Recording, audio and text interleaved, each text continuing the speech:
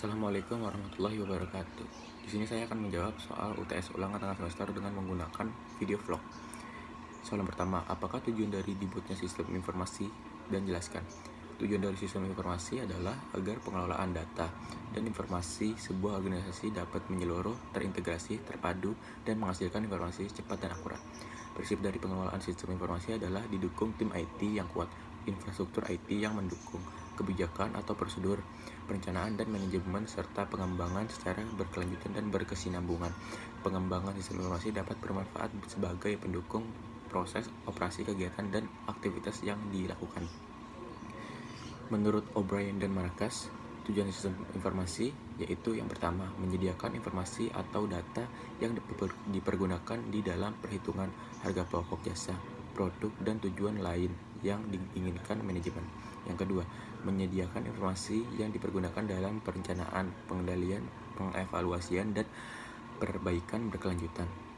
Yang ketiga, menyediakan informasi untuk pengembalian keputusan. Nomor 2. Di sini ada skema. Unit input, unit proses, dan unit output.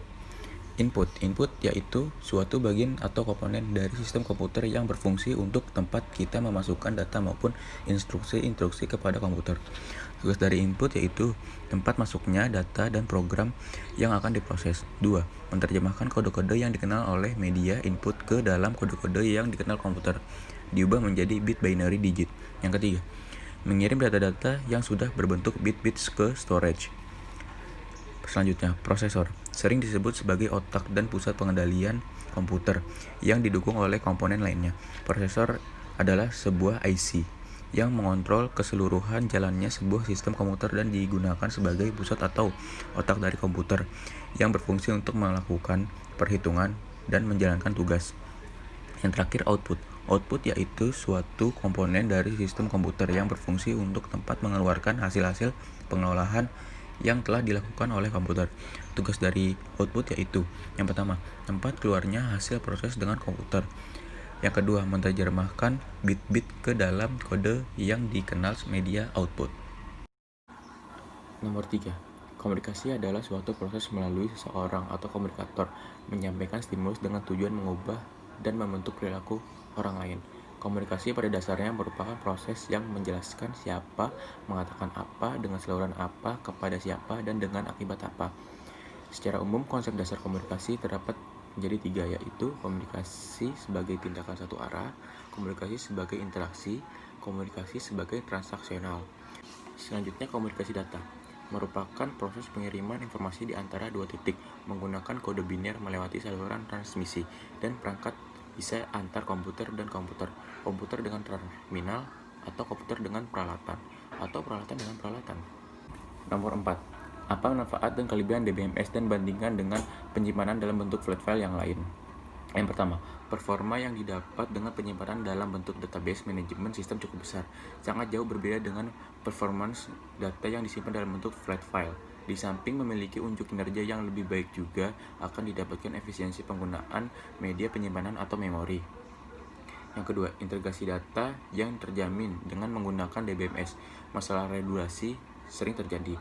Redundasi adalah kejadian berulangnya data atau sekumpulan data yang sama dalam sebuah database yang mengakibatkan pemborosan media penyimpanan.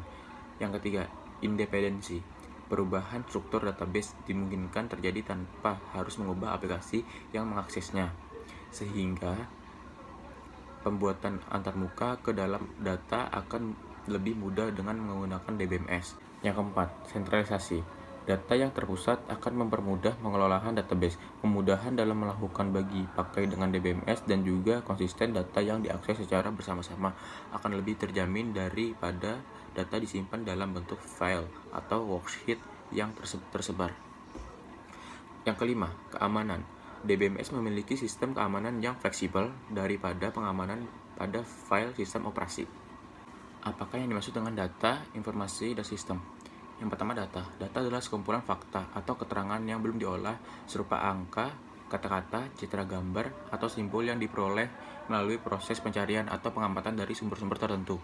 Yang kedua, informasi. Informasi adalah sekumpulan data atau fakta yang telah diproses dan diolah sedemikian rupa sehingga menghasilkan sesuatu yang bisa dipahami dan memberikan manfaat bagi penerimanya. Yang ketiga, sistem. Sistem berasal dari bahasa Latin sistema dan bahasa Yunani sistema, adalah suatu kesatuan yang terdiri atas komponen atau elemen yang dihubungkan bersama untuk memudahkan aliran informasi, materi, atau energi untuk mencapai suatu tujuan. Sekian jawaban UTS dari saya. Mohon maaf bila ada kekurangan. Assalamualaikum warahmatullahi wabarakatuh.